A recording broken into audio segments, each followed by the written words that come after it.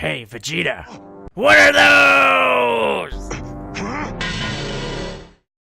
So, a lot of you guys probably know about the episode 4 Dragon Ball Super animation debacle, and you might be saying this is a little too late for a discussion like this, but this has been on my mind for a couple of years now, and I kind of debated about uploading a video like this, and this doesn't have to be all about Dragon Ball Super, but this is generally about animation in general. And basically people's lack of understanding, I guess. And don't get me wrong, but anime in Japan and the whole industry is kind of fucked right now, in the sense that production for anime is so shit. Like, oh my goodness, you don't understand. I don't understand. I don't understand how people can fucking work under those conditions. But what we have to understand here is that, yeah, Dragon Ball Super's animation was horrible, but a lot of the criticism that was directed at Dragon Ball Super was wrong. Now, I'm going to go over some of the things that made it wrong and some of the things that's been on my mind really since the release of Frozen. And that might be like a really weird, like, why is he saying Frozen? Like, frozen fruits? No, I'm talking about Frozen, the Disney film, and that whole thing where, like, oh, Elsa flipped her hair through her body, you know.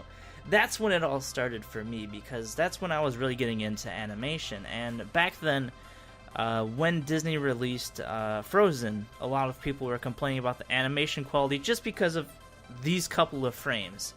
And what I would have to say is that was actually good criticism, because yes, it didn't follow logic, but they actually went through animation frames to review it.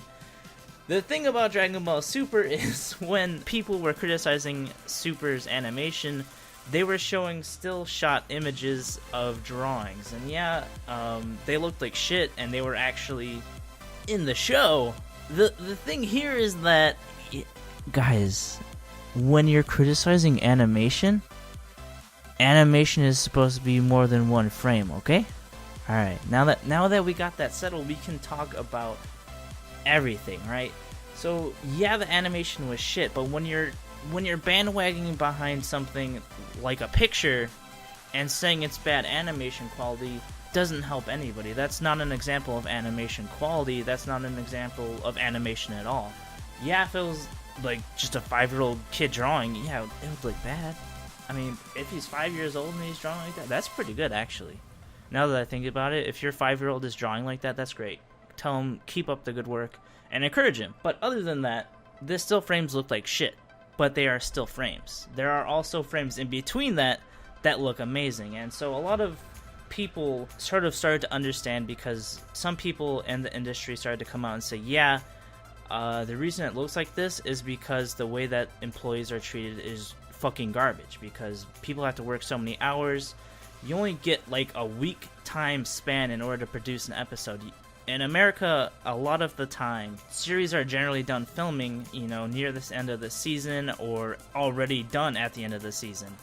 In Japan, for anime, it's a lot different in the sense that they're still working on it until the season is fucking finished. And it's not just Americans, it's not just Europeans, it's everyone needs to understand that the workflow in the Japanese anime industry is a lot different from the workflow in, say, you know, Vampire Diaries or something like that.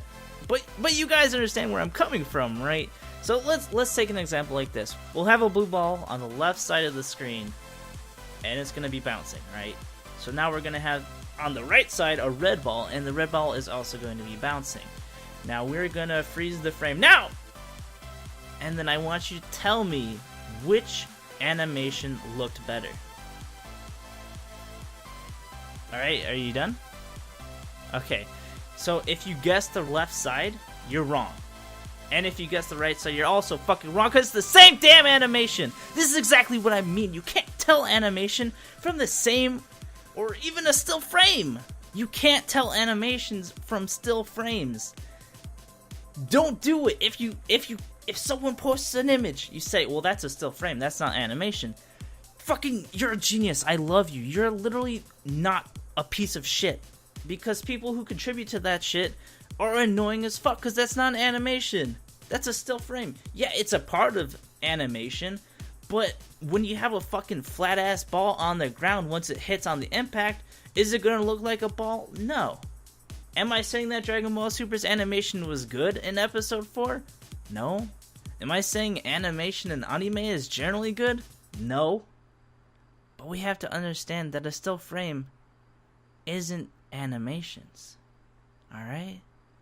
We got that, right? So I want people to understand, right? That animation is a lot more difficult than what it seems to be.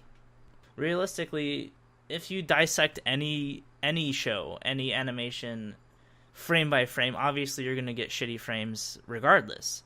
So, and do I like Dragon Ball Super? It's alright. I think, I don't know. I'm a little, if you want me to review Dragon Ball Super, hit the like button right now. If you want to know why I don't like One Piece, hit the dislike button. If you want to see either of those videos, subscribe.